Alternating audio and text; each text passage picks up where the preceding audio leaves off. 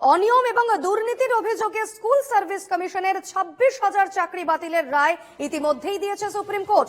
এবার প্রাথমিকের ক্ষেত্রেও সিঁদুরে মেঘ দেখছেন অনেকে। এক্ষেত্রেও দুর্নীতির একাধিক অভিযোগ রয়েছে। প্রাথমিকেও 32,000 শিক্ষকের চাকরি বাতিল করে দিয়েছিল কলকাতা হাইকোর্টের সিঙ্গেল বেঞ্চ। 26,000 চাকরি বাতিল আবহে সিঙ্গেল বেঞ্চের রায় ডিভিশন বেঞ্চ বহাল রাখে কিনা তার দিকেই তাকিয়ে সকলে। প্রায় 2 বছর পরে মামলা শুনবে হাইকোর্টের ডিভিশন বেঞ্চ। সোমবার বিচারপতি তপব্রত চক্রবর্তী এবং বিচারপতি ঋতব্রত কুমার মিত্রের ডিভিশন বেঞ্চে এই মামলার শুনানি রয়েছে।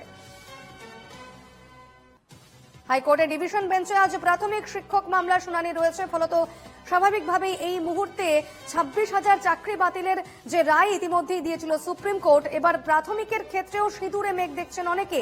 সেক্ষেত্রে দুর্নীতির একাধিক অভিযোগ রয়েছে। প্রাথমিকেও 32,000 শিক্ষকের চাকরি বাতিল করে দিয়েছিল কলকাতা হাইকোর্টের সিঙ্গেল বেঞ্চ।